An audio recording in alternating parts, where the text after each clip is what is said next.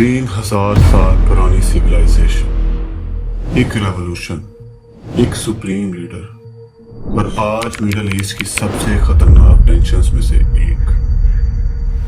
Iran सिर्फ एक country नहीं है, यह आइडियोलॉजी, पावर और जियोपॉलिटिक्स का बैटलफील्ड है। आज हम इमोशनल बात नहीं करेंगे, बात करेंगे सिर्फ फैक्ट्स, सिर्फ स्ट्रक्चर और सिर्फ रियलिटी की। ईरान, जिसे पहले पर्शिया कहा जाता था, दुनिया की सबसे पुरानी सिविलाइजेशंस में से एक। 6th सेंचुरी BCE में साइरस द ग्रेट ने अकायमेनिड एम्पायर बनाया, एक ऐसा एम्पायर जो एशिया, मिडल ईस्ट और यूरोप तक फैला। फिर अलेक्जेंडर ने इन्वेड किया, फिर ससासियन एम्पायर आई, फिर 7th सेंचुरी में आया इस्लाम। 1501 में सफाविद डायनेस्टी ने शिया इस्लाम को स्टेट रिलीजन बनाया। यह डिसीजन आज तक ईरान की आइडेंटिटी डिफाइन करता है। 90s में मोनार्की वीक थी, फॉरेन पावर्स इन्फ्लुएंस कर रही थी। फिर 1979 में आया इस्लामिक रेवोल्यूशन। लोग शाह के खिलाफ खड़े हो गए। Western influence, corruption, political repression, monarchy गिर गई। पावर आई रिलीजियस लीडरशिप के पास।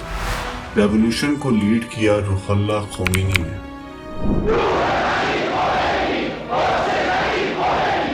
इस दिन से ईरान बन गया इस्लामिक रिपब्लिक। यहाँ प्रेसिडेंट होता है, पार्लियामेंट होती है, लेकिन सबसे ऊपर होता है सुप्रीम लीडर।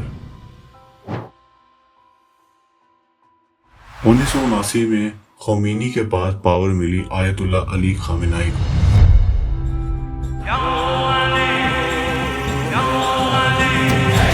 1979 से लेकर डेकेड्स तक ईरान का सबसे पावरफुल शख्स आर्म्ड फोर्सेस उनके कंट्रोल में, जुडिशरी उनके इन्फ्लुएंस में, स्टेट मीडिया उनके अंडर। प्रेसिडेंट चेंज होता रहता है, लेकिन फाइनल अथॉरिटी सिर्फ सुप्रीम लीडर।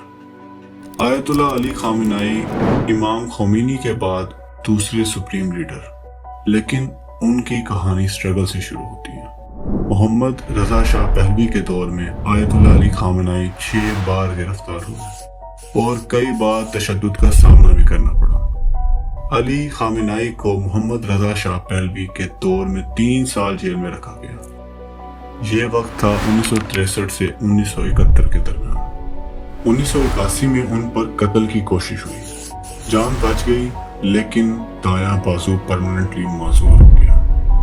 1981 से लेकर 1979 तक वो ईरान के प्रेसिडेंट भी रहे। 4 जून 1979, 50 साल की उम्र में असेंबली ऑफ एक्सपर्ट्स ने उन्हें सुप्रीम लीडर मुंतखब किया।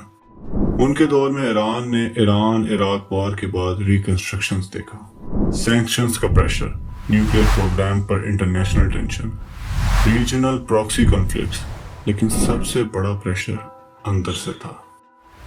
1994 में कज़विन प्रोटेस्ट, 1999 में स्टूडेंट प्रोटेस्ट, 2009 में आई ग्रीन मूवमेंट, 2017 से 18 इकोनॉमिक डेमोन्स्ट्रेशन, 19 से 20 फ्यूल प्राइस प्रोटेस्ट।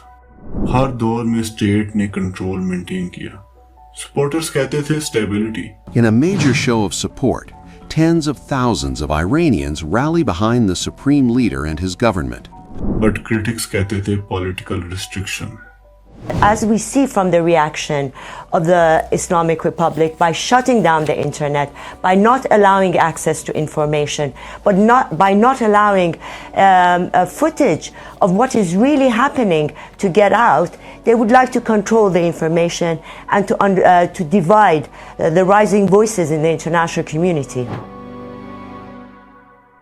1969 के बाद ईरान और United states US relation collapse हो गए।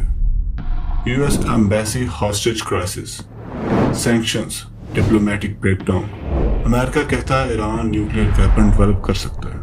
Always said that you don't believe Iran should be able to have a nuclear weapon, but how close do you personally think that they were to getting one? Because Tulsi Gabbard testified in March that the intelligence community said Iran wasn't building a nuclear weapon. I don't care what she said. I think they were very close to having it. Iran कहता है हमारा programme peaceful है, ईरानी वज़ीर ख़ारजा Abbas Araghchi ने कहा है कि Iran का एटमी प्रोग्राम मुकम्मल तौर पर अमन और बैनुल-अक़वामी क़वानीन के दायरे में है। सैंक्शंस ने ईरान की इकोनॉमी को वीकन किया, currency pressure, inflation, public frustration, फिर आते हैं regional conflicts.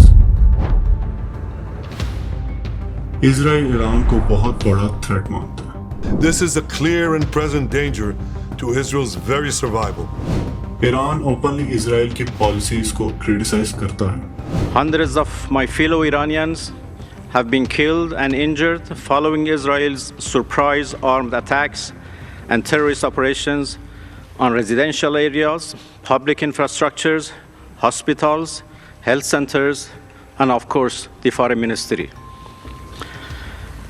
Our peaceful nuclear facilities have also been targeted, despite their being under full monitoring of IAEA, and despite the fact that attacking such facilities are absolutely banned under international law. दोनों के बीच में direct war कम, लेकिन proxy tensions ज्यादा है। Syria, Lebanon, regional alliances, ये सिर्फ दो countries का कॉन्फ्लिक्ट नहीं है, ये रीजनल पावर का स्ट्रगल है। कहानी सिर्फ गवर्नमेंट्स की नहीं। 2022 महासा अमीनी केस के बाद नेशनल वाइड प्रोटेस्ट, यूथ का गुस्सा, इंटरनेट शटडाउन्स, इकोनॉमिक प्रेशर, एक side strong state structure,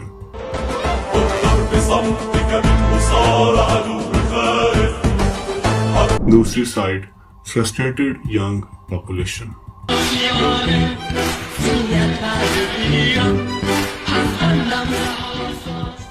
system stable है, लेकिन प्रेशर हमेशा से एग्जिस्ट करता रहा है। रिसेंट वीक्स में मिलिट्री एस्केलेशंस रिपोर्ट हुई। ईरान ने मशरिक़ वस्ता में अमेरिका के 6 फौजी अड्डों पर मिसाइलों से हमला किया है। मगरबी खबर एजेंसी के मुताबिक जिन ममालिक में ईरान ने अमेरिका के फौजी अड्डों को निशाना बनाया है, उनमें बहरीन, इराक, मुत्तहिदा अरब अमारात और कुवैत शामिल हैं। स्ट्राइक्स,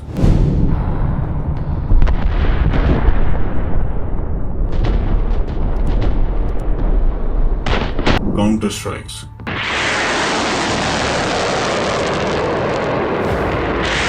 रीजनल टेंशन्स बहुत हाई हैं। इंडिपेंडेंट वेरिफिकेशन मुश्किल होती है जब इंटरनेट रिस्ट्रिक्टेड हो। ग्लोबल मार्केट रिएक्ट कर रही है, ऑयल प्राइसेस सेंसिटिव होती जा रही है। स्टेट ऑफ हॉर्मस स्ट्रेटेजिक हॉटस्पॉट बन चुका है। मिडल ईस्ट अनस्टेबल हो चुका है और इम्पैक्ट ग्लोबली बढ़ रहा है। अमेरिका का defence budget 848 billion US dollar है, और अगर हम इसमें और हेड और अदर मिलिट्री खर्चे शामिल करें तो टोटल बजट $1 ट्रिलियन से ज्यादा हो जाता है। ये सिर्फ पैसे का खेल नहीं, ये पावर और इंडस्ट्रियल कैपेबिलिटी का स्नैपशॉट है। 2001 से लेकर अब तक अमेरिका ने 10 मुल्कों पर मिलिट्री एक्शंस किए। सिर्फ ट्रम्प के दौर में ही 4 साल दौर में 8 मुल्कों पर हमले हुए। लोग कहते हैं जब अमेरिका अटैक करता है वो डिस्ट्रक्शन में एक्सपर्ट है, मगर कभी भी टोटल विक्ट्री हासिल नहीं कर सका। अमेरिका के पास मॉडर्न वेपन्स हैं,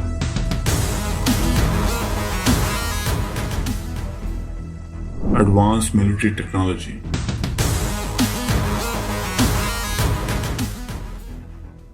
और सेल्फ सफिशिएंट इंडस्ट्रियल कैपेसिटी, यानी अमेरिका रोज वेपन्स बनाता है और फाइट कर सकता है। अगले कई सालों तक ये कैपेबिलिटी बरकरार रहेगी।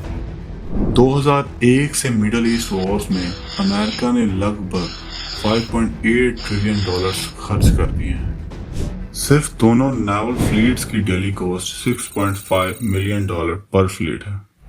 अमेरिका अपनी फोर्सेस को दुनिया के किसी भी कॉन्फ्लिक्ट जोन में शिफ्ट कर सकता है।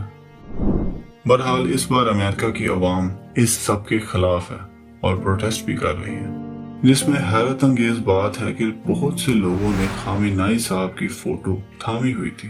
Protests erupted in New York on Friday during a memorial for Iran's late supreme leader Ayatollah Ali Khamenei. सारी आवाम का कहना है कि ये इजराइल की जंग है, यूएस की नहीं। The war for Israel. Your inability to name that shows your effectiveness as leaders.